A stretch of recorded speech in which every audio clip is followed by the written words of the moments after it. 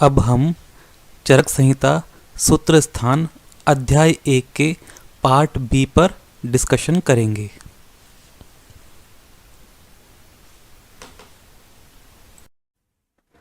Next बात करते हैं, ये इंपॉर्टेंट रेफरेंस है, शरीरम सत्व संज्ञम च व्याधिनाम आश्रयो मत।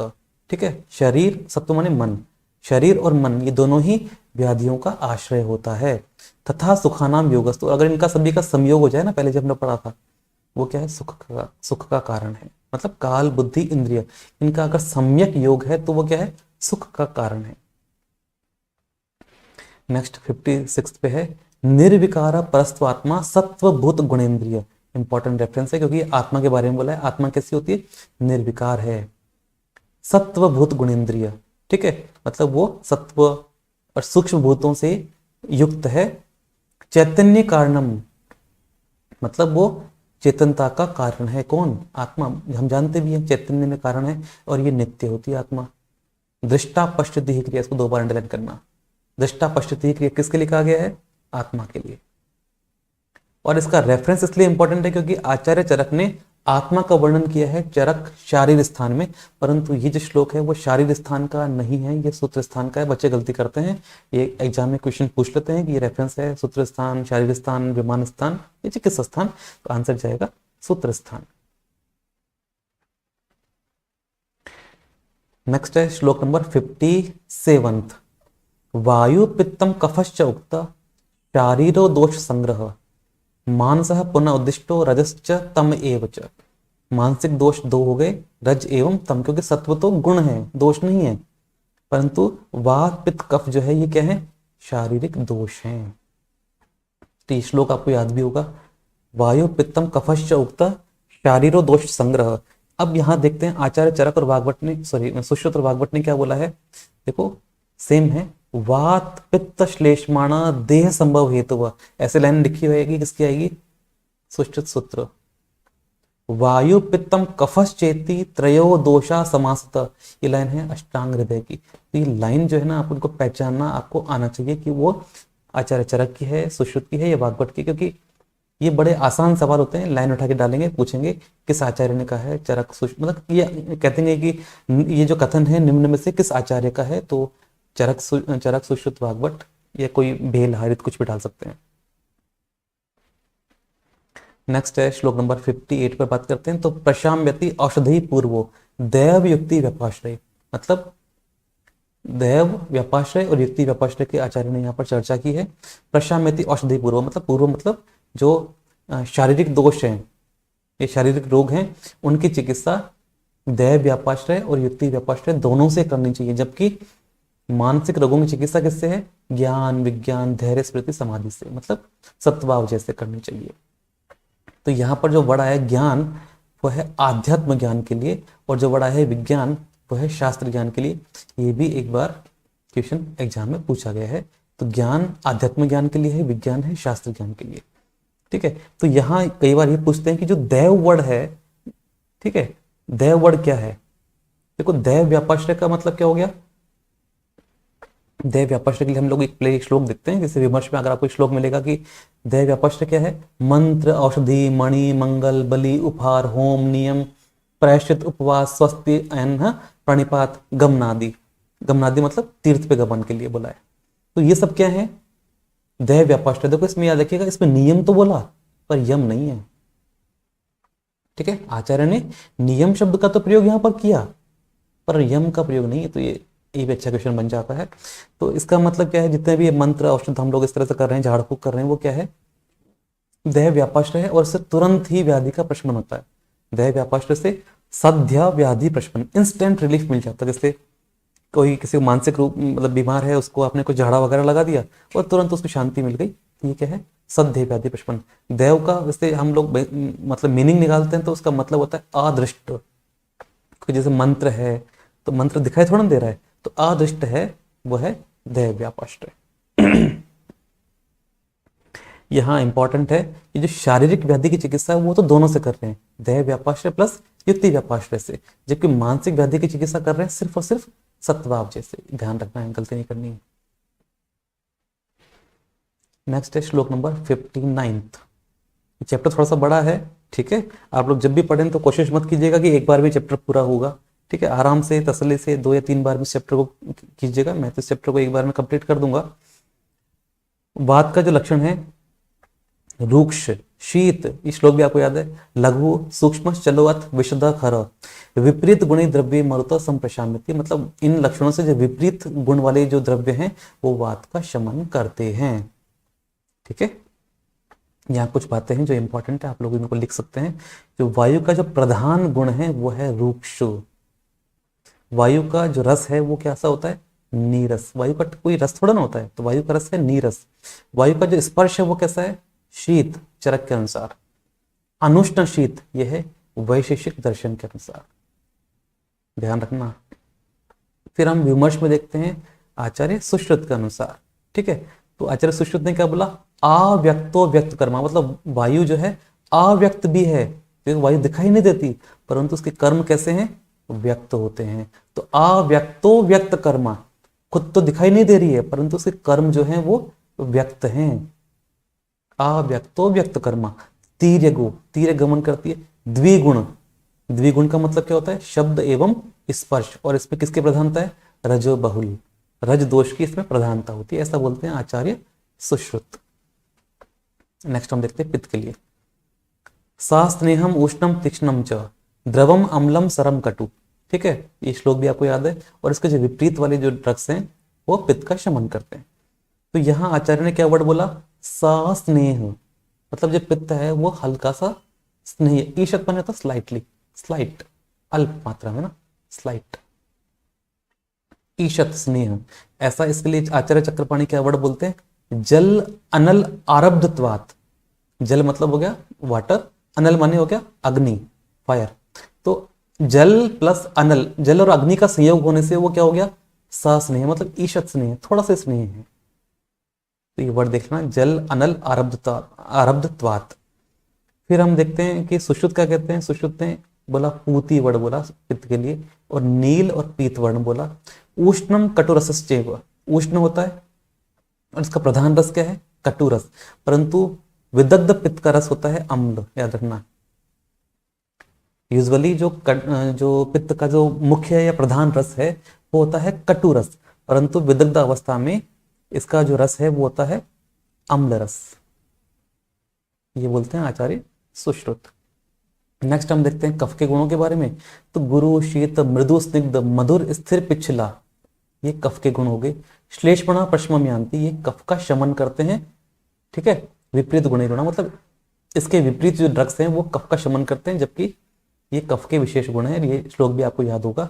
यहाँ याद रखना, जो शीत है वो वात एवं कफ दोनों के लिए ही प्रयुक्त हुआ है, मतलब शीत गुण वात का भी है और कफ का भी है। तो गुरु, शीत, मृदु, स्निग्ध, मधुर, स्थिर, पिछला, ये आपको श्लोक याद होगा। हम बात करते हैं सुश्रुत की। तो मधुरस्तु अविदग्ध, ये अविदग्ध मतलब यण संधि हो गई ना, कौन सी संधि है, यण संधि। मधुरस्तु अविदग्ध, तो ऊ का यहाँ पर वह बन गया है। तो अविदग्ध अवस्था में कफ का रस है मधुर, जबकि विदग्ध अवस्था में हो गया लवण। नेक्स्ट श्लोक नंबर 62 को देखते हैं। विपरीत गुण देश मात्रा कालोपपादित साधनम न तो असाध्यानाम व्याधिनाम उपदिश्यते। ठीक है, मतलब साध्य रोगों की ही चिकित्सा बताई जाती है। ठीक है ना, जो रोग असाध्य हैं, साधना मतलब होता है चिकित्सा, तो जो लोग जो मतलब असाध्य, तू प्लस असाध्य नाम, साध्य नाम नहीं है, तू प्लस असाध्या नाम, तो साधनम न तू असाध्या नाम व्याधि नाम उपदिश्यते, तो असाध्य व्याधियों की चिकित्सा संभव नहीं है।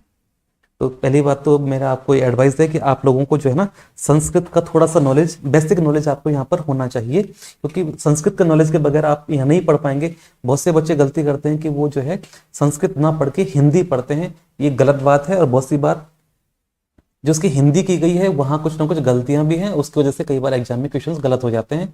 तो आपने हमेशा हैबिट बनानी है कि आपने ओरिजिनल जो टेक्स्ट है, मतलब जो मूल टेक्स्ट है या जो संहिता का जो शब्द जो मतलब श्लोक हैं, ये गद्य या पद्य हैं, वही आपने बार बार पढ़ने हैं। ठीक है ना, हिंदी के पीछे आप मत पढ़िएगा। थोड़े बस शुरुआत में थोड़ी सी आपको परेशानी होगी, धीरे धीरे आप पढ़ते जाएंगे तो आपके लिए बड़ा इजी हो जाएगा। ठीक है, और टेंशन मत लीजिएगा, मैं आपको बड़ा डिटेल में पढ़ाने वाला हूँ। आप कहीं भी अपने डाउट्स हैं वो पूछ सकते हैं, कमेंट्स कर सकते हैं। तो साधनम न तो असाध्यनाम व्याधिनाम उपदिश्यते, जबकि साध्य व्याधियों की चिकित्सा का बहुत ही वर्णन किया गया, पूरी संहिता में वर्णन है। और कैसे है, विपरीत गुण, मतलब जिन गुणों से उसको वो रोग हुआ है उसके विपरीत गुण वाले द्रव्य आपने देने हैं, उसके विपरीत देश वाले आपने देने हैं, मात्रा वाले देने हैं और काल वाले देने हैं। ठीक है ना, कि जिस काल की वजह से अगर उसको कोई व्याधि उत्पन्न हुई तो उसके विपरीत काल वाली आपने उसको औषधियों का प्रयोग वहां पर करना चाहिए। 64 भी बहुत ही इंपॉर्टेंट रेफरेंस है। रसनार्थो रसस्तस्य द्रव्यम अपक्षित था। ठीक है, तो रसना का जो मुख्य जो रस है, मतलब रसना जो है मतलब रसना मतलब हो गया टेस्ट, जिह्वा, टंग जिसको बोलते हैं ना, टंग। तो टंग का जो है मतलब मुख्य रस, मतलब जो मुख्य जो विषय है वो क्या है, रस। मतलब रसना, रसना माने टंग, ये जिह्वा, उसका जो मुख्य विषय, अर्थ माने होता है विषय, अर्थ का मतलब होता है विषय, लिख लीजिएगा ना, अर्थ का मतलब विषय। तो रसना जिह्वा का जो मुख्य विषय है वो होता है रस। और इसका जो मतलब यूजुअल जो हम लोग रस ज्ञान कर रहे हैं, ठीक है, उसके लिए रेस्पॉन्सिबल है कौन से द्रव्य, आप माने होता है जल, क्षिति माने पृथ्वी। तो जल और पृथ्वी जो है वो सामान्य रस का ज्ञान करवाते हैं, परंतु अगर विशेष ज्ञान आपने करना है, निवृत्त विशेष प्रत्यय खाद्य स्त्र, जो बाकी शेष रह गए तीन, कौन कौन, वायु आकाश एवं अग्नि, ये विशेष ज्ञान करवाते हैं। वायु आकाश एवं अग्नि जो है वो रस का विशेष ज्ञान करवाते हैं। कभी भी गलती नहीं करनी है, ये लाइन आपको एग्जैक्ट याद होनी चाहिए। ठीक है, साधारण ज्ञान करवा रहे हैं जल एवं पृथ्वी, विशेष ज्ञान करवा रहे हैं वायु आकाश एवं अग्नि, रस का ना। नेक्स्ट हम यहाँ पर रस के भेद देखते हैं, श्लोक नंबर 65। ठीक है, तो स्वादु अम्लो अथ लवण कटु तिक्त एव च कषायश्चेति षट्कोयम रसानाम संग्रह स्मृत। ठीक है, तो रस के भेद क्या क्या हो गए, मधुर अम्ल लवण कटु तिक्त कषाय। ठीक है, यहाँ ये जो रसों का क्रम है वो क्यों बताया, प्राणियों को इष्टता, इष्टता माने पसंद, भाई सभी को सबसे पसंद कौन सा रस होता है, मधुर ना। इसलिए चक्रपाणी कहते हैं कि ये जो इनका जो चरक का जो सीक्वेंस है वो सिर्फ प्राणियों को उनकी इष्टता के संदर्भ, इष्टता माने पसंद के कारण ऐसा बताया गया है। यहाँ कुछ सिनोनिम्स आप देख सकते हैं। स्वादु का मतलब क्या होता है, मधुर, स्वादु मतलब मधुर, इसी से वर्ड बना है स्वादिष्ट, स्वादु मतलब मधुर है। पटु का मीन्स होता है लवण, मिष्ट का मतलब है मधुर, तुवर मतलब कषाय, अथवा तुवर मतलब कषाय है, जबकि तुवरी, तुवरी जो है ना वो स्फटिका का पर्याय होता है, स्फटिका। उष्ण का मीन्स होता है कटु, उष्ण मीन्स कटु, तुवर मतलब कषाय, मिष्ट मतलब मधुर, पटु मतलब लवण। अष्टांग संग्रह ने जो इसका सीक्वेंस थोड़ा सा चेंज किया है कि उन्होंने, जैसे ना चरक बोलते हैं कटु तिक्त कषाय, उन्होंने बोला तिक्त उष्ण मन कटु, उष्ण मन होता है कटु, तो उन्होंने बोल दिया तिक्त कटु कषाय। ये सीक्वेंस अष्टांग हृदय का है, तो ये थोड़ा सा आपको ध्यान रखना है। फिर कौन कौन से रस कौन कौन से दोषों पर कार्य करते हैं, ये तो आप लोग फर्स्ट ईयर से पढ़ते हैं तो आपको ये याद भी होंगे। ठीक है, फिर भी इसको सरफेसली देख लीजिएगा, सरफेसली मतलब नहीं, यहाँ से अगर गलती हो जाती है तो इसका मतलब तो फिर तो पढ़ना ही बेकार है। ठीक है, तो ये तो बहुत ही बेसिक क्वेश्चन है, ये तो कभी गलत होना नहीं चाहिए। बस मुझे पूरी उम्मीद है कि ये तो अब हर एक स्टूडेंट को याद होते हैं। जो मधुर अम्ल लवण है वो वात का शमन करते हैं। कषाय मधुर और तिक्त, मतलब कषाय स्वादु और तिक्त ना, ये पित्त का शमन करते हैं। फिर कषाय कटु तिक्त, ये कफ का शमन करते हैं। इसका अपोजिट क्या हो गया, कटु अम्ल लवण, ये पित्त का जो है प्रकोप करते हैं। स्वादु अम्ल लवण, ये कफ का प्रकोप करते हैं। कटु तिक्त कषाय, ये वात का प्रकोप करते हैं। तो ये आपको वैसे ध्यान होगा, याद कर भी ले सकते हैं। और यहाँ पर जो है बुक में एक टेबल बनी है, अच्छी टेबल है, इसको आप यहाँ से याद कर सकते हैं। ठीक है, अगर ये बुक में है तो उसको याद कर लीजिएगा, और अगर आपकी बुक में ये टेबल नहीं है, ठीक है, तो आप इसको उतार सकते हैं, इसको बना लीजिएगा अपनी बुक के अंदर। नेक्स्ट है श्लोक नंबर 68। यहां पर द्रव्य के तीन भेद किए हैं, बहुत इंपॉर्टेंट है द्रव्य के तीन भेद। किंचित दोष प्रशमनम, कुछ द्रव्य ऐसे हैं जो कि दोषों का प्रशमन करते हैं। किंचित धातु प्रदूषणम, कुछ ऐसे द्रव्य हैं जो कि धातुओं की दुष्टि करते हैं। और तीसरे कौन से, स्वस्थ वृत्तौ मतम, जो कि स्वस्थ वृत्त के लिए हितकारक होते हैं, इसलिए त्रिविधम द्रव्यम उच्यते, 3 प्रकार के द्रव्य होते हैं, याद रखिएगा।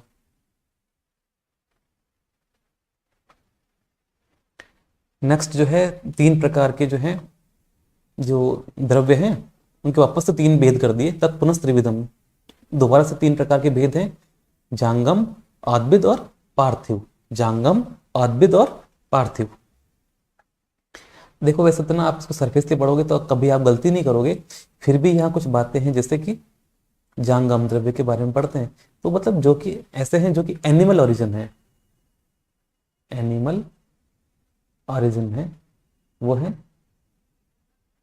जांगम द्रव्य। ठीक है, जैसे कि मधु, मधु हमें किससे मिलता है? मक्खियों से मिलता है, मतलब मधुमक्खी से मिलता है, हनी बीज जो है। गोरस, गोरस का मतलब होता है दूध, तो ये भी हमें गाय से, भैंस से, बकरी से मिल रहा है, इसका मतलब ये भी एनिमल ओरिजिन है। तो ये वर्ड आपने याद रखना है, गोरस, गलती नहीं करनी। गोरस वर्ड जो है वो दूध के लिए है, क्योंकि अभी सेम वर्ड आगे आने वाला है, मीनिंग सेम निकलेगा पर आंसर अलग चला जाएगा। तो गोरस वर्ड जो है वो जांगम द्रव्य है। नेक्स्ट श्लोक नंबर 71 देखते हैं। तो यहां पर जब पार्थिव द्रव्य की गणना करते हैं तो स मला पंच लोहा, अगर आप हिंदी में देखते हैं या विमर्श में देखते हैं तो वहां पर आचार्य ने इसके बारे में बोला, चक्रपाणी ने, कि मल शब्द से लोह मल मतलब शिला जत्तु का ग्रहण किया। ये अच्छा क्वेश्चन बनता है एग्जाम के लिए ना, कि चक्रपाणी ने मल शब्द से क्या माना है? शिला जत्तु। पंच लोहा, 5 लोहे कौन कौन से हैं, मतलब पंच धातुएं कौन कौन सी हैं? रजत मतलब चांदी, ताम्र, वंग, नाग और लौह, मतलब स्वर्ण इसमें नहीं है। ठीक है, स मला पंचलोहा, तो पंचलोहा में कौन सी धातु सम्मिलित नहीं है? तो ऐसा क्वेश्चन बन जाता है। मनः शिलाले मतलब मनः शिला प्लस आल मतलब हरताल, याद रखना, आल। ठीक है, ये दीर्घ संधि है, मनः शिला प्लस आल, तो मनः शिला और हरताल, आल माने हरताल। लवण, गैरिक और अंजन, ये सभी कैसे हैं? पार्थिव द्रव्य हैं। ठीक है, लवण भी, गैरिक भी, अंजन भी, ये सभी पार्थिव द्रव्य हैं। नेक्स्ट अब देखते हैं औद्भिद द्रव्य। औद्भिदम तो चतुर्विधम, औद्भिद द्रव्य जो है वो 4 प्रकार के हैं, वनस्पति, विरुद्ध, वानस्पत्य और औषध। ठीक है, अभी क्या कहते हैं? फलई वनस्पति, जिसके अंदर केवल फल हैं वो वनस्पति है। ठीक है, मतलब पुष्प वनस्पत्य फलई अपि, जिसमें पुष्प भी है और फल भी है, दोनों है, वो है वानस्पत्य। औषधीय फल पाकांता, और फल का पाक हो जाने के बाद, जैसे हम लोग देखते हैं जो फसल है, गेहूं, चावल, सब पाक होने के बाद में औषध मतलब उसका नाश हो जाता है। ठीक है, अंत हो जाए, पाक के बाद में अंत हो जाए तो वो क्या है? औषधि। प्रतान विरुद्ध स्मृता, ठीक है, जिसमें प्रतान है मतलब टेंटाकल्स है, जो वो लता है। ठीक है, उसको विरुद्ध कहते हैं। तो सुश्रुत ने वनस्पति के स्थान पर वृक्ष बोला है, याद रखिएगा, आचार्य सुश्रुत ने वनस्पति के स्थान पर वृक्ष कहा है। यहाँ कुछ बातें और भी देखनी है कि कुछ बुक्स में इनके जो ग्राही अंग हैं उनकी संख्या भी रटाते हैं, कुछ कोचिंग्स में भी जो है, सॉरी बुक्स में नहीं, कोचिंग्स वगैरह में जो है उनके जो है संख्या को याद करने के लिए बोलते हैं कि इनकी आपने संख्या याद करनी है, ऐसा ऐसा, तो वो आपने याद नहीं करनी, क्योंकि आचार्य ने इसके बारे में कुछ भी नहीं बोला है और ये आपसे होंगी भी नहीं। आप शुरुआत में याद करेंगे, इस चक्कर में जो इंपॉर्टेंट है वो भी गलत हो जाती है। वो इसलिए बोलते हैं क्योंकि जैसे इस बुक में है तो वहाँ इन्होंने जो हिंदी के टीकाकार है ना, उन्होंने इसकी संख्या बोल दी है, तो उसके आधार पे आपने इनको याद नहीं करना है, कभी भी एग्जाम में ये नहीं पूछे जाते। नेक्स्ट है औद्भिद द्रव्य, याद रखना, औद्भिद द्रव्य जो है वह है क्षार, क्षीर को बोला कर लियो। ठीक है, क्षीर जो है, क्षीर मतलब दूध नहीं है, ये दूध है, पर ये कौन सा दूध है? ये लेटेक्स है, जैसे स्नोही क्षीर, तो ये लेटेक्स है, इसलिए ये औद्भिद है, मतलब प्लांट ओरिजिन है, प्लांट ओरिजिन। जबकि दूध के लिए क्या वर्ड आया था? जो मिल्क था उसके लिए वर्ड आया था गोरस। हिंदी में कभी क्वेश्चन आए तो एक अलग बात है, परंतु अगर गोरस वर्ड आएगा तो आंसर जाएगा आपका जांगम। ठीक है, जबकि अगर वर्ड क्षीर वर्ड आता है तो आंसर जाएगा आपका औद्भिद द्रव्य ना। भस्म, भस्म याद रखिएगा, भस्म हम देखते हैं ना, तो ये भस्म धातु की भस्म नहीं है, ये है जो है, जैसे हम लोग प्लांट से कोई भस्म बना रहे हैं, जैसे अपामार के पहले भस्म बनाई है, फिर बाद में उसका क्षार निर्माण किया है, तो ये भस्म उनके लिए आई है, औद्भिद द्रव्यों की भस्म मतलब राख। नेक्स्ट हम जो है मूलिनी और फलिनी द्रव्य देखते हैं। तो जो मूलिनी है षोडश, ठीक है, यहाँ लिख लीजिएगा, मूलिनी जो ड्रग्स हैं वो होती है 16 होती है। एकोना विंशति, एकोना विंशति मतलब 19 है फलिनी, तो फलिनी के ऊपर लिख लीजिए 19 है, ये संख्या आपने याद रखनी है। महास्नेह 4 होते हैं, घृत तेल वसा मज्जा, 5 होते हैं लवण, ये भी आप जानते हैं। 8 प्रकार के मूत्र हैं और इतने ही प्रकार के संख्यातानी अष्टौ एव पयांसी च, ठीक है, दूध भी जो है वो 8 प्रकार के हैं। शोधनार्थाश्च षड वृक्षा, शोधन के लिए 6 वृक्ष होते हैं, तो ये भी आपको पता है। या एतान वेत्ति संयुक्तम विकारेषु स वेदविद, ठीक है, जो इन सभी के संयोग को जानता है विकारों के अंदर, विकार मतलब चिकित्सा, रोगों की चिकित्सा के अंदर जो इनके संयोग को जानता है, वेत्ति मतलब जानना, वो क्या है, वेदविद मतलब वही आयुर्वेद को जानने वाला है, ठीक है। यहाँ कुछ जो वर्ड हैं हम देखते हैं श्लोक नंबर 74 पर, वहां आते हैं जैसे शुंग, तो शुंग का मतलब है पत्तियां, ऐसी पत्तियां जो अभी खिली ना हो। पल्लव, ऐसे पत्ते जो कि पूरी तरह से खिल चुके हैं, खिले हुए पत्ते। और प्ररोह क्या है, धागा अनुबंध संरचना मतलब टेंटाकल्स। फिर हम यहाँ देखते हैं 16 प्रकार के जो मूलिनी ड्रग्स हैं, ये आपने श्लोक याद करना है, इसको हिंदी में याद करने की कोशिश मत कीजिएगा, याद होगा नहीं। याद करने का बड़ा आसान तरीका है, इसको आपने लेना है और बस दिन में 4-5 बार सिर्फ रीडिंग मारनी है बगैर दिमाग लगाए, तो आपको याद हो जाएगा। हस्ती दंती हेमवती श्यामा त्रिवृत अधोगुड़ा सप्तला श्वेतनामा च प्रत्यक्ष श्रेणी गवा, ये गवाक्ष है ना, ये थोड़ा सा गलत लिखा है श्लोक ना, गवाक्षापी, ठीक है। ये जो नई वाली बुक है इसमें प्रिंटिंग मिस्टेक बहुत ज़्यादा है, पुरानी जो बुक है उसमें प्रिंटिंग मिस्टेक कम है, ठीक है। ये जो काशीनाथ वाली जो बुक है, तो इसमें जहाँ जहाँ करेक्शंस होंगे वो वहाँ तो मैं आपको बता दूंगा, बाकी आप अपने हिसाब से भी इसको करेक्ट कर लीजिएगा। ज्योतिषमती च बिंबी च क्षण पुष्पी विषाणिका अजगंधा द्रवंती च क्षीरणी चात्र षोडशी, इस प्रकार से ये अपने श्लोक याद करना है। तो ये है 16 मूलिनी द्रव्य। अब इनमें भी जो है आगे फर्दर क्लासिफिकेशन क्या है, इनमें से भी क्षण पुष्पी, बिंबी और हेमवती, ये 3 रक्त किस काम आ रही है, छर्दन मतलब वमन के काम आएंगे, ठीक है। तो 3 ड्रग्स जो है वो वमन के लिए काम आ गई। श्वेता और ज्योतिषपति, श्वेता मतलब हो गया अपराजिता, और ज्योतिषमती ये किसमें है, शिरो विरेचन में, शीर्ष विरेचन मतलब 2 ड्रग्स जो है वो इसमें है। बाकी बच गई कितनी, 11, वो किस काम आ रही है, विरेचन की काम आ रही है। तो अगर श्लोक याद है तो आपको ये ध्यान रखेगा बची हुई कौन सी है। तो जनरली क्वेश्चन यहाँ से बहुत बनते हैं, पर्टिकुलर ड्रग का नाम दे देंगे, जिससे क्वेश्चन आ गया कि अजगंधा, ठीक है, ये आप देख रहे हैं अजगंधा क्या है, तो मिलान करने वाला क्वेश्चन बनेगा कि ये जो है वो मूलिनी वमन है, मूलिनी शिरोविरेचन है, या फलिनी विरेचन है, या फलिनी वमनक है। तो आपको समझ में आता है कि ये क्या है, ये मूलिनी ड्रग्स है और 11 में आ रही है, मतलब इनमें तो काम आ नहीं रही है, इसका मतलब ये विरेचन के काम आ रही है। तो इस प्रकार से आपने ध्यान रखने का। नेक्स्ट है 19 प्रकार के फलिनी ड्रग्स, ठीक है। इनको आपने ज़्यादा याद नहीं करना, आपने बस केवल अगर 16 प्रकार के मूलिनी द्रव्य याद कर लिए, ठीक है। यहाँ तो क्या ना ट्रिक भी बन जाती है, जैसे शंखिनी, हम देखते हैं शंख को आप इमेजिन करेंगे, शंख को हाथ में लेते हैं हम लोग, शंख जो है बड़ा शंख है, पूजा में काम आता है, तो एक प्रकार से फल उसको हम लोग इमेजिन कर सकते हैं। विडंग सब जानते हैं, कृमिघ्न होता है इसके फल, ठीक है, विडंग फल होता है। त्रपुष खीरा है, एक प्रकार का फ्रूट होता है। मदन नामी मदन फल होता है। धामार्गो भी मदन के समान ही फल होते हैं, मतलब कुकुरबिटेसी फैमिली के ये प्लांट्स हैं, ये फ्रूट्स हैं। इक्ष्वाकु भी उसी फैमिली का है। जीमू तक कृतवेदन, ये सभी वमन करवाते हैं और ये सभी जो है कुकुरबिटेसी फैमिली के हैं। इंपॉर्टेंट है आनुपम स्थलजम चैव क्लीतकम द्विविधम स्मृतम, क्लीतक के 2 भेद होते हैं, आनुप और स्थलज। हालांकि जो क्लीतक है वो मधुयष्टि का पर्याय है, परंतु ये यहाँ पर जो ये क्लीतक है वो मधुयष्टि नहीं होनी चाहिए, ठीक है, क्योंकि ये तो फलिनी है, जबकि मधुयष्टि के हमेशा मूल काम में लेते हैं।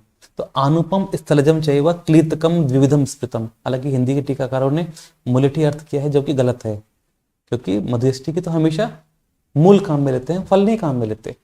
तो अनुपम स्थलजम चैव क्लीदकम द्विविधम स्मृतम, ये कहाँ पढ़ रहे हैं हम लोग? फलिनी में।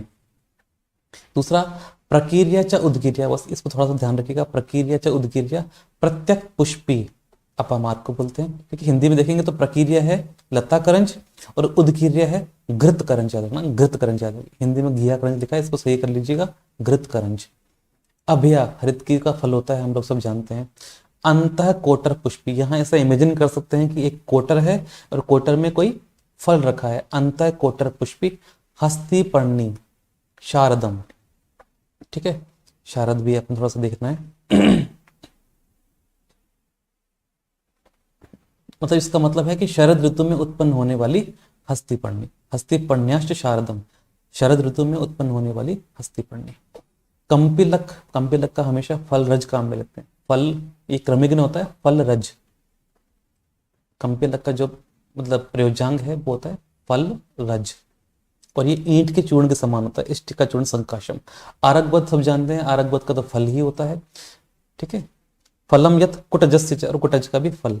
तो आप इसको किसी भी तरीके से याद कर सकते हैं, इमेजिन कर लीजिएगा या श्लोक याद कर सकते हैं, जैसा भी आप करिएगा, परंतु मूलिनी के तो आपने श्लोक याद करने की कोशिश करनी है।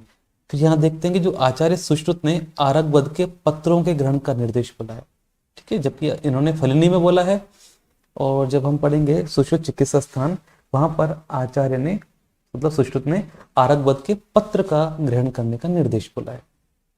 फिर यहाँ पर देखते हैं तो इसके जो फर्दर क्लासिफिकेशन है कि धामार्गव अत इक्ष्वाकु जीमूतम कृतवेदनम मदन कुटज और त्रपुष हस्तीपर्णी, ये सभी वमन में काम आ रही है। इसका मतलब जो 8 ड्रग्स हैं वो कैसी हैं? मूलिनी वाली, सॉरी फलिनी वाली, जो वमन में काम आती हैं, ठीक है।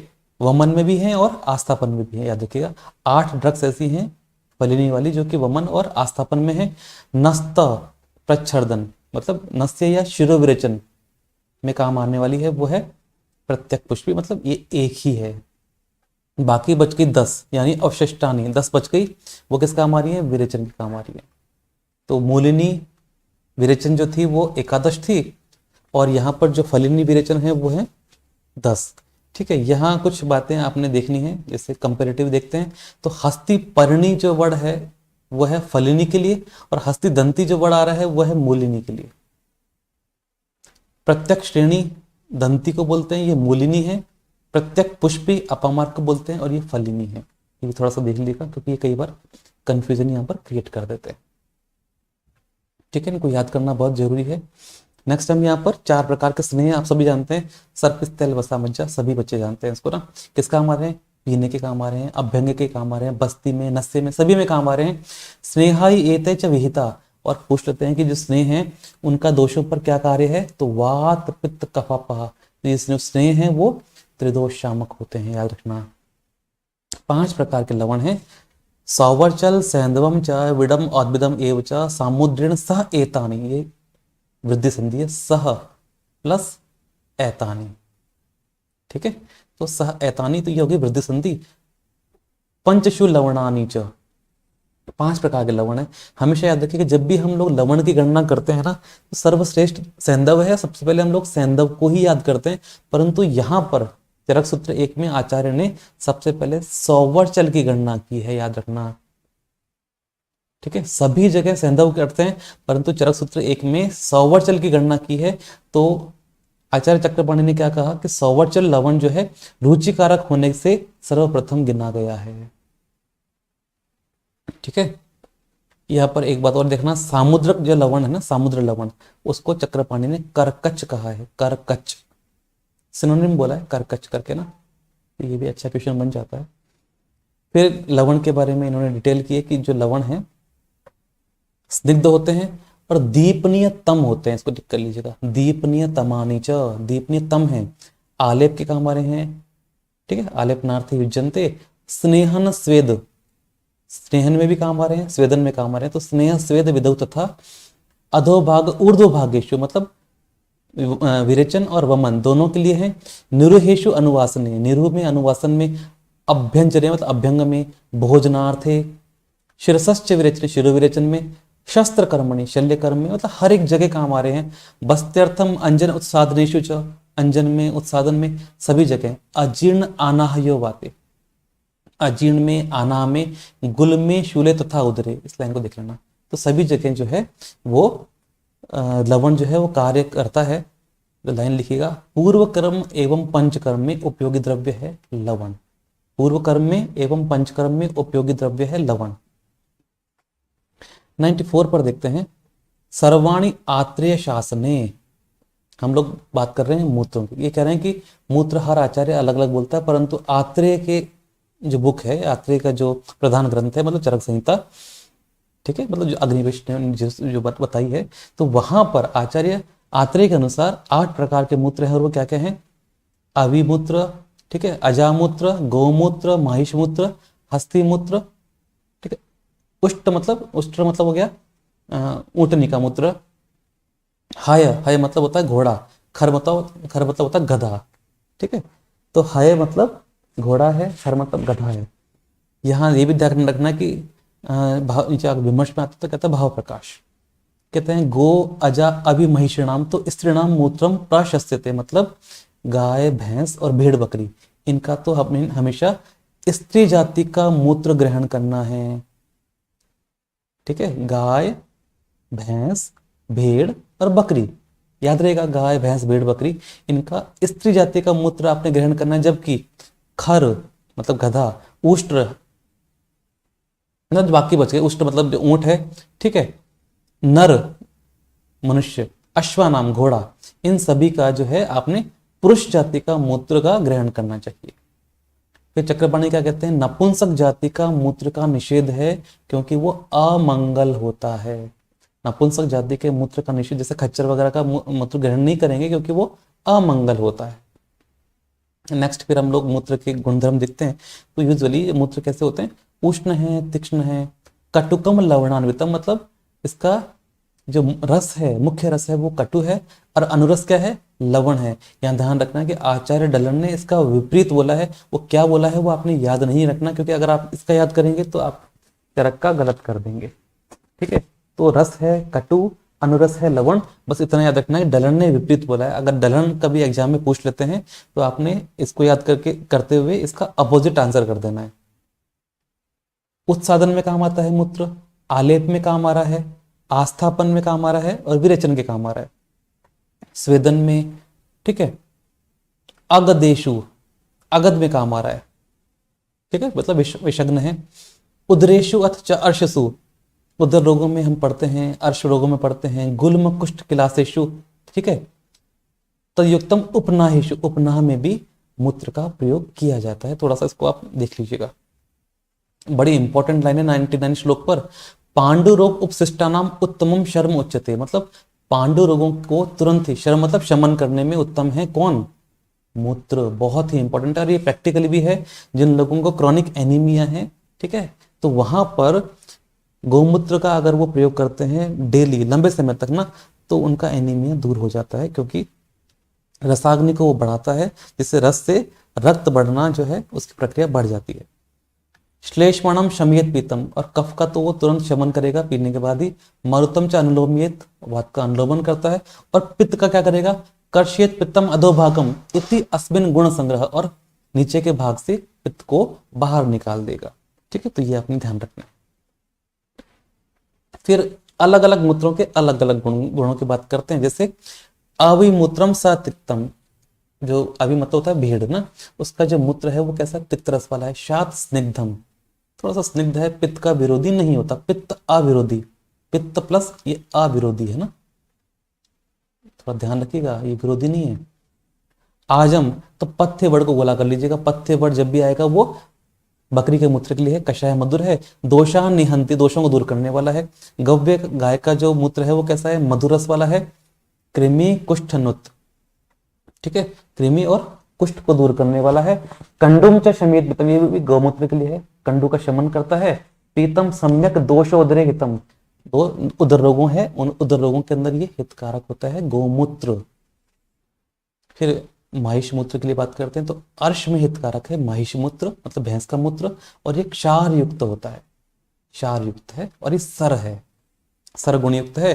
फिर कहता है हास्तिकम, मतलब हाथी, जो हथनी है उसका जो मूत्र है वो कैसा है, लवण रस वाला है, याद रखना लवण रस वाला है।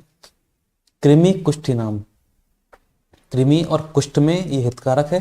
प्रशस्तम बद्ध मूत्रम, ठीक है, जिसको मलमूत्र का अवरोध है उसको मतलब जो है हथनी का मूत्र देना चाहिए, सॉरी हाथी का मूत्र देना चाहिए, है ना।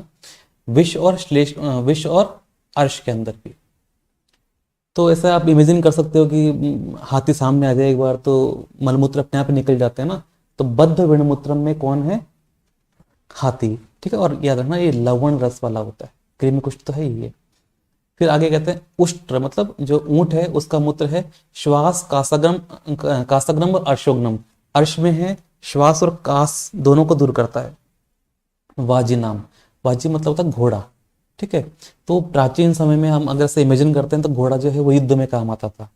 तो अगर कोई युद्ध कर रहा है, बैटल कर रहा है और उसके अंदर क्या होगा, उसको व्रण बन जाएगा, ठीक है। तो तिक्त कटुक तो है, पर यहाँ पे क्या है, कुष्ठ व्रण। तो व्रणग्न कौन सा हो गया, घोड़े वाला, ठीक है। तो घोड़े का जो मूत्र है वो व्रण, क्योंकि व्रण कब बनेगा, जब वो घोड़े पे बैठ के युद्ध कर रहा होगा। विषापहम, विष में दूर करेगा। बहुत ही इंपॉर्टेंट है, इस साल भी पीजी से क्वेश्चन बना है। खर मूत्रम अपस्मारो उन्माद ग्रह विनाशनम, कि जो गधे का जो मूत्र है वो उन्माद और अपस्मार इनको दूर करने वाला है। गधा खुद डफर होगा पर ये मानसिक विकारों में काम आता है। उन्माद और अपस्मार में जो है मतलब बेनिफिशियल है गधे का मूत्र ना।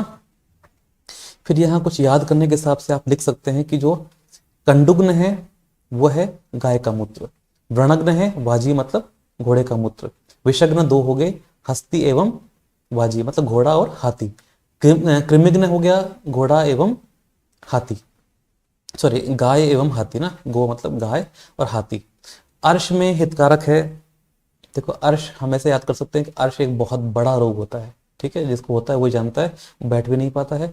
तो बड़े जो जानवर है ना, जिनका आकार बड़ा है, जैसे माहिश मतलब भैंस, उष्ट्र ऊंट, हाथी, ये तीनों ही इस बड़े रोग में काम आते हैं। अर्श के अंदर माहिश, उष्ट्र और हस्ती।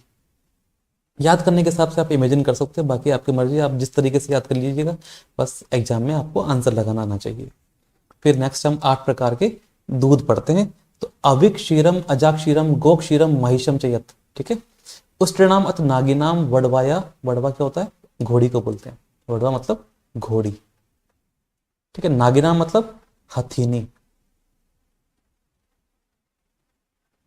और स्त्री, ठीक है। तो याद रखना यहाँ पर दूध के वक्त उन्होंने स्त्री को काउंट किया, जबकि मूत्र में स्त्री को काउंट मतलब मनुष्य को काउंट नहीं किया था, भाव प्रकाश में तो काउंट किया। तो यहाँ किसकी जगह पे है ये, गधे की जगह पे ना। गधा का ना मतलब गधी का दूध नहीं ले रहे, परंतु मूत्र यहाँ पर काम में ले सकते हैं। तो गधी के स्थान पर जो है उन्होंने स्त्री को काउंट किया है 8 प्रकार के दुग्ध की गणना के अंदर। फिर दूधों के हम लोग जो है ना सामान्य लक्षण तो यहाँ चरक सूत्र 1 में पढ़ रहे हैं, परंतु इनके जो विशेष लक्षण है ना, अलग अलग दूधों के जो लक्षण है वो यहाँ पर हम लोग नहीं पढ़ेंगे। तो सामान्य लक्षण क्या क्या है, दूध जीवनी है, श्रमहर है, श्वास कास निबर्हणम, श्वास और कास दोनों को दूर करता है, बहुत इंपॉर्टेंट है। सर्व प्राण भिताम साम्यम, सात्म्यम ना, ऐसा कोई प्राणी है ही नहीं जिसने कभी दूध ना पिया हो और उसको ये दूध पसंद ना हो या दूध जो है उसके लिए हितकारक ना हो। तो सभी प्राणियों को साथ में होता है दूध, शमन भी करता है शोधन भी करता है, बहुत ही इंपॉर्टेंट है, 2 बार इसको अंडरलाइन कर लीजिएगा, शमनम शोधनम तथा। तृष्णाग्न तो होता ही है, प्यास को दूर करेगा। और दीपनीय है, याद रखना दीपनीय तम क्या था, लवण, दीपनीय है दूध। श्रेष्ठम क्षीण क्षतेषु च, जिसको भी कहीं इंजरी होती है, क्षत क्षीण है, ट्रोमा हुआ है, उसको हम लोग दूध जो है वो एडवाइस करते हैं। इंपॉर्टेंट क्या है, पांडु रोगे अम्ल पित्ते, अम्ल पित्त का जो है ना चरक ने वर्णन नहीं किया, परंतु बहुत सारे योगों में हम देखते हैं, अभी हम लोग जब लवण रस पढ़ेंगे वहां पर भी अम्ल पित्त आएगा, ठीक है। ऐसे बहुत सारे और औषध योग हैं, वहां के जो प्रशस्ति है वहां पर अम्ल पित्त का जो रेफरेंस मिल जाता है, जबकि चरक ने अम्ल पित्त का वर्णन नहीं किया। पांडु रोगे अम्ल पित्ते चा शोषे गुल्मे तथा उदरे, इसको देख लेना, ये लाइन बड़ी इंपॉर्टेंट है। पांडु रोग और अम्ल पित्त में, शोष में, गुल्म में, तो दूध जो है वो हितकारक है। अतिसार, ये थोड़ा सा कॉन्ट्राडिक्टरी है, क्योंकि अतिसार में पहले ही कई बार जो है दूध जो है वो विरेचन करवा देता है, परंतु अतिसार में भी दूध को जो प्रयोग है आचार्य चरक ने बताया, याद रखना इंपॉर्टेंट है। श्वैथौ च विशेषता, विशेष रूप से कहां पर, इडीमा में देना चाहिए, शौथ में। श्वैथु मतलब शोथ, ठीक है, शोफ या शोथ या श्वैथु एक ही सिनोनिम्स हैं। इडीमा इसको हम कह सकते हैं। योनि शुक्र प्रादोषेषु मूत्रेषु प्रदरेषु च, ये क्वेश्चन भी कई बार एग्जाम में पूछ लेते हैं। योनि रोगों में, शुक्र रोगों में, मूत्र रोगों में और प्रदर रोगों में दूध जो है वो हितकारक होता है। पुरुष ग्रथित, मतलब पुरुष कैसा है, गांठदार हो गया है, ग्रथित हो गया है, ठीक है। पथ्यम वात पित्त विकारिणाम, वात और पित्त के विकार हैं, वहां पर भी जो है दूध जो है वो बेनिफिशियल है। और इसका प्रयोग आलेप में भी कर सकते हो, मतलब वमन आस्थापन नस्य तो जानते हो, परंतु दूध का लेप भी बताया आचार्य ने। पयः सर्वत्र युज्यते, मतलब दूध का तो सभी जगह आप प्रयोग कर सकते हैं, ऐसा आचार्य चरक कहते हैं, ठीक है। नेक्स्ट हम पढ़ते हैं, जो हम लोगों ने 6 प्रकार के शोधन वृक्ष पढ़े थे, तो वहां शुरुआत के 3 हैं, स्नुही, अर्क और अश्मंतक। स्नुही, अर्क और अश्मंतक। तो वमन में जो है वो अश्मंतक का प्रयोग करते हैं, इसको, इनका क्या काम में ले रहे हैं, तीनों का ही क्षीर काम में ले रहे हैं, ठीक है। 6 में से जो 3 हैं उनका क्षीर काम में लेंगे, तो वमन में अश्मंतक का क्षीर है। विद्या तो स्नुही क्षीरम विरेचने, और विरेचन में स्नुही का क्षीर काम में ले रहे हैं। जबकि जो अर्क, मतलब जो अर्क जानते हैं ना, मदार को कहते हैं, मदार या आंकड़ा, ठीक है, तो इसका जो क्षीर है वो वमन और विरेचन दोनों में काम आता है। तो क्षीरम अर्कस्य विज्ञेयम वमने स विरेचने, ये यहां से क्वेश्चन बहुत इंपॉर्टेंट है, याद रखना। कहने में ये चरक सूत्र 1 है, परंतु चरक सूत्र 1 से सबसे ज्यादा क्वेश्चन बनते हैं और ये सबसे इंपॉर्टेंट भी है। और मैक्सिमम जो कॉन्सेप्चुअल जो बातें मतलब आचार्य ने की है वो चरक सूत्र 1 में ही की है। जो नेक्स्ट 3 शोधन के जो ड्रग्स हैं उनके क्या काम में ले रहे हैं, त्वचा काम में ले रहे हैं। शुरुआत के 3 वाले की क्षीर काम में ले रहे थे, मतलब लेटेक्स काम में ले रहे थे, और जो नेक्स्ट 3 हैं उनकी त्वचा काम में ले रहे हैं। जैसे क्या क्या है ये, पूतीक, कृष्णगंधा और तिलवक, ठीक है। विरेचने प्रयोक्तव्य पूतिक तिलवकस तथा, पूतिक और तिलवक दोनों का ही प्रयोग हम विरेचन में करते हैं। जबकि जो कृष्णगंधा है उसका प्रयोग परिसर्प, हालांकि चरक ने परिसर्प का वर्णन ही नहीं किया, विसर्प का वर्णन किया है, परिसर्प का वर्णन नहीं किया, परंतु यहाँ पर विसर्प परिसर्प का रेफरेंस आता है। शोथेषु अर्शसु च उच्यते, शोथ में और अर्श में, और परिसर्प में कृष्णगंधा का लेप करना है, वो भी किसका, उसके त्वचा का। तो ये क्या है, षड वृक्षान शोधनान एतानपि, ये 6 शोधन के वृक्ष थे। नेक्स्ट हम कुछ बातें करते हैं, जैसे षड ये दिष्टा पयस्त्वच, ठीक है। इन सब के अंदर मतलब जो 6 थे उनमें 3 में से हम लोगों ने उनकी मतलब पय मतलब लेटेक्स क्षीर काम में लिया, और बाकी 3 का बचे हुए का त्वचा काम में ली, ठीक है, मतलब उनकी जो छाल थी। फिर आचार्य चरक कहते हैं कि अगर आपको मेडिसिन का नॉलेज पूरी तरीके से नहीं है, आप मेडिसिन को पहचान नहीं पाते हैं, तो आपने किनकी हेल्प लेनी चाहिए, अजपा मतलब जो कि अजा मतलब बकरी को चराने वाले हैं, अविपा, अविपा मतलब जो भेड़ चराते हैं, गोपा, गोपा मतलब जो गाय चराते हैं, या फिर वनवासी, ऐसा करके 4 लोग हैं, इनकी आप हेल्प ले सकते हैं जो कि जंगल में रहते हैं, क्योंकि वो मेडिसिन को हमसे ज्यादा जानते हैं, क्योंकि वो उनका पूरा दिन जो है उन्हीं के बीच जो है गुजरता है। फिर आचार्य चरक क्या कहते हैं, न नाम ज्ञान मात्रेण रूप ज्ञानी नवा पुनः औषधिनाम पराम प्राप्ति कश्चित विदितम अर्हति, केवल उनका नाम जान लेने से ही या उनके रूप को जान लेने से ही वो उस मतलब उसके औषधि गुण को नहीं जान पाते या उनका प्रयोग नहीं कर सकते हैं। याद रखना, जैसे बहुत सारे लोग होते हैं ना जो जानते हैं कि हाँ ये औषधि वहाँ उगती है, उसको पहचाना जानते हैं, उसके लक्षणों को जानते हैं या उसके रूप को जानते हैं, परंतु कहाँ उसका प्रयोग करना है, क्या उसकी डोज है, कहाँ उसके इंडिकेशंस है, कहाँ उसके कॉन्ट्राइंडिकेशंस है, उसको नहीं जानते, इसका मतलब वो चिकित्सक नहीं कहला सकते हैं। ठीक कह रहा है। योग विद तत्वपि अरूपज्ञस्तासाम तत्विद उच्यते, ये अरूपज्ञ है, अरूपज्ञ मतलब जो उसके रूप को नहीं जानता। जैसे अगर हमारी बात करते हैं तो बहुत सारी ऐसी मेडिसिन है जो कि हमारे एरिया में नहीं होती हैं, जो कि हो सकती हैं कुछ जो हैं वो किसी हिमालय वाले एरिया में होती होंगी, या बहुत सारी मेडिसिन जो हैं वो किसी आनुक प्रदेश में होती होंगी, हम उनके रूप के बारे में नहीं जानते या उनको पहचान नहीं सकते, परंतु हम उसके योग को जानते हैं, तो वही क्या कहला जाएगा, तत्वविद कहलाएगा, वही चिकित्सक कहलाएगा। जरूरी नहीं है चिकित्सक को सभी मेडिसिन के रूप का या मतलब उनके हैबिटेट का या उनके मतलब स्थान का नॉलेज हो या उसको पहचान पाए, परंतु वो उसके प्रयोग को जानता है। जैसे आप में से बहुत सारे ऐसे स्टूडेंट्स होंगे जो कि जिन्होंने आज तक हरितकी का वृक्ष नहीं देखा होगा या विभूतिका का वृक्ष नहीं देखा होगा, परंतु आप जानते हैं कि उनका प्रयोग कहाँ कहाँ कर सकते हैं, क्या उनकी डोज है। ठीक है, तो सभी प्रकार की मेडिसिन का नॉलेज जो है वो मतलब उनके रूप का ज्ञान पॉसिबल नहीं है, और अगर नहीं है तो उस वहां पर उस जो है चिकित्सक को कोई टेंशन करने की जरूरत नहीं है, ऐसा आचार्य चरक कहते हैं। नेक्स्ट 124 श्लोक पे श्रेष्ठ चिकित्सक के लक्षण के बारे में बोला कि योग मासाम तु यो विद्यात देश कालोपपादितम, ऐसा चिकित्सक जो कि देश को जानता है, काल को जानता है, उसके आधार पर औषधि का प्रयोग करता है, और वो भी कैसे पुरुषम पुरुषम वीक्ष से गेय भिषक उत्तमा। तो ये लाइन किसके लिए कही गई है, 4 करके लिख लीजिएगा, औषध योग के लिए कही गई है। पुरुषम पुरुषम वीक्ष, यही तो आयुर्वेद की ब्यूटी है कि यहाँ पर प्रत्येक पुरुष के लिए या प्रत्येक मनुष्य के लिए जो डोज है या औषधि का प्रयोग है वो अलग अलग है, अलग अलग उसका कॉम्बिनेशन हो जाएगा, प्रकृति के अनुसार हो जाएगा, देश के अनुसार हो जाएगा। ठीक है, तो ये बड़ी इंपॉर्टेंट लाइन है, बहुत ही इंपॉर्टेंट रेफरेंस भी है। ठीक है, वैसे आप लोग जानते होंगे इसके बारे में। फिर आगे इन्होंने कुछ अलंकारिक रूप में जो है मेडिसिन के बारे में बोला कि यथा विषम यथा शस्त्रम यथा अग्नि अशनि यथा, जो औषधि है, तथा औषधम अविज्ञातम, ये अविज्ञात है कि ऐसी मेडिसिन जो कि किसके हाथ में लग गई, या ऐसी मेडिसिन जो कि आप उसको जानते नहीं हो, अविज्ञात है। ठीक है, मतलब ऐसी कोई मेडिसिन आपने कोई पकड़ ली है जिसको आप जानते ही नहीं है, उसका प्रयोग किस प्रकार से हो जाएगा, वो विष के समान है, वो शस्त्र के समान है, और वो अग्नि या अश्नि मने होता है जो इंद्र का वज्र है, उसको अश्नि कहते हैं। ठीक है, और विज्ञातम जिसको हम जानते हैं, भली भांति जानते हैं, वो जैसे नीम को हम जानते हैं, गुड़ुचि को हम जानते हैं, तो हम उसका प्रयोग जानते हैं और वो अमृत के समान है। ठीक है, ये थोड़ा सा अलंकारिक रूप में आचार्य चरक ने यहाँ बोला, देख लेना। फिर कह रहा है कि नाम रूप गुणस्त्र भी, कोई चिकित्सक है जो कि उसके नाम को मतलब औषधि के नाम को जानता है, उसके रूप को भी जानता है और गुण को भी जानता है।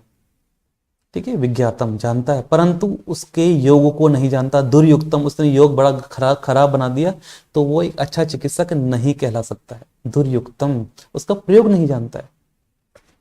फिर आगे कहते हैं योगादपि विषम तीक्ष्णम उत्तमम भेषजम भवेत्, क्योंकि योग ही तो बड़ा इंपॉर्टेंट है, ये रेफरेंस भी याद रखना है कि योगी योग से तीक्ष्ण विष भी, विषम तीक्ष्णम भी क्या बन सकता है, उत्तम भेषज बन सकता है। जैसे कि संजीवनी वटी के अंदर हम लोगों ने तीक्ष्ण विष है वत्सनाभ, उसका प्रयोग किया है, परंतु ये औषधि भी श्रेष्ठ है।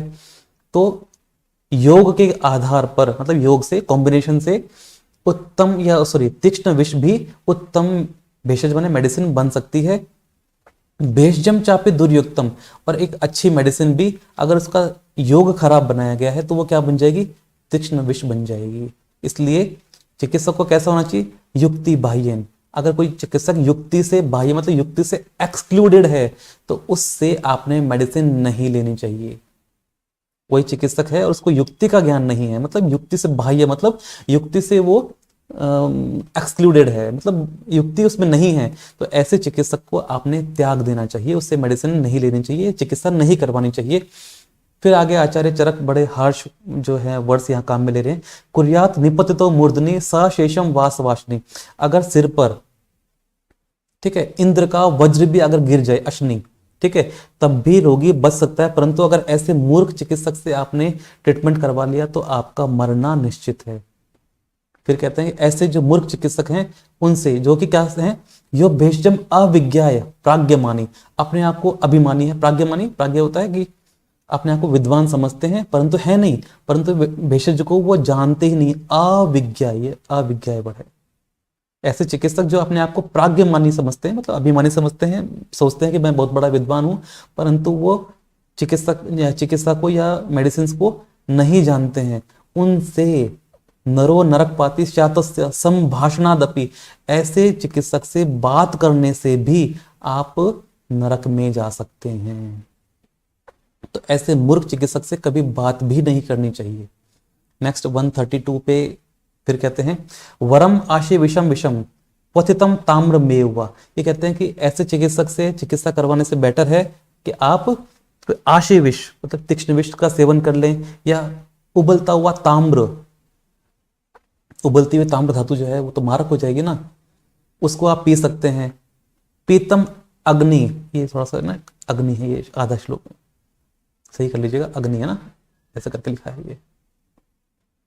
अग्नि संतप्ता भक्षिता वापी अयोगुड़ा। अयोगुड़ा मतलब, अयो मतलब हो गया मेटल के जो गोले हैं, धातु के बने हुए कोई जो गोले हम कह सकते हैं ना, और वो भी कैसे हैं, अग्नि में गर्म किए हुए हैं, रेड हॉट हैं, उसको आप खा लीजिएगा, उससे आपकी तुरंत मृत्यु हो जाएगी। ठीक है, क्योंकि अगर आप ऐसे मूर्ख चिकित्सक के पास चले गए, उसने आपकी चिकित्सा कर दी, तो आप तड़प तड़प के मरेंगे। इससे तो आपको कम से कम एक ही बार में काम हो जाएगा। तो ये आचार्य चरक ने बड़े ही आलंकारिक रूप से और बड़े ही हार्श वर्ड के अंदर मूर्ख चिकित्सक के बारे में कहा है कि उसके पास में आपने ट्रीटमेंट के लिए नहीं जाना चाहिए। ऐसा हम देखते भी हैं कि कई बार हम ऐसे चिकित्सक के चक्कर में फंस जाते हैं या पेशेंट फंस जाते हैं और वो उलझ जाते हैं। ठीक है, वो डिजीज को और ज्यादा कॉम्प्लिकेटेड कर देते हैं, जो कि फिर असाध्य अवस्था में पहुंच जाते हैं। चिकित्सक को क्या करना चाहिए, परम प्रयत्नम आतिष्ठित, हमेशा चिकित्सक को प्रयास करना चाहिए कि क्या कर सके वो, प्राणदह, गोला करना, प्राणदह, शायद यथा निर्णाम मतलब मनुष्य को वो प्राणदान कर सके, उसके प्राण बचा सके। चिकित्सक को सदैव इसका ही प्रयास करना चाहिए, प्राणदह। 135 पे कहते हैं तदेव युक्तम भैषज्यम यद आरोग्याय कल्पते, वही जो है भैषज्य माने मेडिसिन बेस्ट है जो कि आरोग्य को आपको प्रदान कर सके। और सच विषजाम श्रेष्ठ, और वही चिकित्सक श्रेष्ठ जो कि रोगिभ्यो या प्रमोचित रोगों को दूर कर सके। ठीक है, ध्यान रखना है, तदेव युक्तम भैषज्यम यद आरोग्याय कल्पते, वही मेडिसिन जो है श्रेष्ठ है जो कि आरोग्य को मतलब उत्पन्न कर सके, आरोग्य का दान कर सके। और चिकित्सक भी वही श्रेष्ठ है जो कि रोगों को दूर कर सके। तो इस पद्य में आचार्य चक्रपाणि ने कौन सा न्याय बोला है, गुणाक्षर न्याय। ठीक है, तो मैं इसकी डिटेल तो नहीं करूंगा पर आपको सरफेसली बताऊंगा। गुणाक्षर न्याय मतलब गुण एक प्रकार का कीड़ा होता है, हमने देखते भी ना गेहूं में घुन लग गए या गेहूं के साथ घुन भी पिसता है, तो ये घुन जो है वो एक कीड़ा, एक प्रकार का जो है फसल में लगने वाला कीड़ा होता है। ये एक मान लो एक कोई छोटा सा एक कीड़ा है, अगर उस कीड़े को हम किसी इंक में डिप करके और किसी ब्लैंक पेपर में छोड़ दें और उससे अगर कोई किसी अक्षर का निर्माण हो जाए, जैसे कोई उसने कुछ लिख दिया, जैसे राम लिख दिया या कुछ चरक लिख दिया, ठीक है, तो इसका मतलब क्या हुआ, उस कीड़े में अक्ल तो नहीं थी ना, उस कीड़े में इतना नॉलेज नहीं था कि वो ये कुछ अक्षरों का या शब्दों का निर्माण कर सके। वो क्या था, यदृच्छा था। यदृच्छा मतलब क्या होता है, एक कोइंसिडेंस था। तो अगर ऐसे मूर्ख चिकित्सक से आपने ट्रीटमेंट करवा लिया और उससे आप ठीक हो गए, तो ये मत मान लीजिएगा कि उसमें टैलेंट था या उसको नॉलेज था, आपकी किस्मत अच्छी थी, ठीक है, और यदृच्छा से मतलब बाय चांस वो मेडिसिन आपको लग गई, मतलब आपको काम कर गई और आप ठीक हो गए। उसमें उस चिकित्सक का कोई नॉलेज नहीं है। तो यह है गुणाक्षर न्याय, चक्रपाणि ने ऐसा बताया। ठीक है, ये गुणाक्षर न्याय हम लोग आगे पढ़ने वाले हैं, अष्टांग संग्रह ने इसको डिटेल में बताया। 136 पे बात करते हैं, तो सम्यक प्रयोगम सर्वेशम सिद्धि आख्याति कर्मणाम, सिद्धि आख्याति सर्वश्च गुणयुक्तम विषक्तमम। तो आचार्य चरक कहते हैं सम्यक प्रयोगम सर्वेशम, मेडिसिन का सबसे बेस्ट जो है, अगर आप प्रयोग करते हैं तो उससे आपको सिद्धि प्राप्त होगी।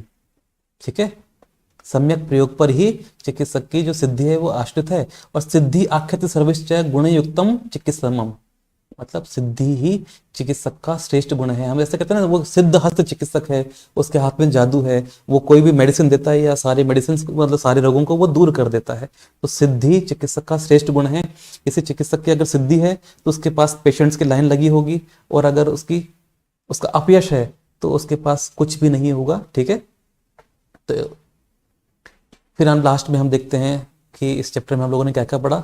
तो आयुर्वेद से निर्णय, मतलब आयुर्वेद का निर्णय किया गया मतलब संभाषा के दौरान कि आयुर्वेद का अवतरण कैसे हुआ, कौन कौन से आचार्य हुए। ठीक है, तो आगे बात करते हैं हेत्वश्चैव दोषाश्च भेषजम संग्रहेण च।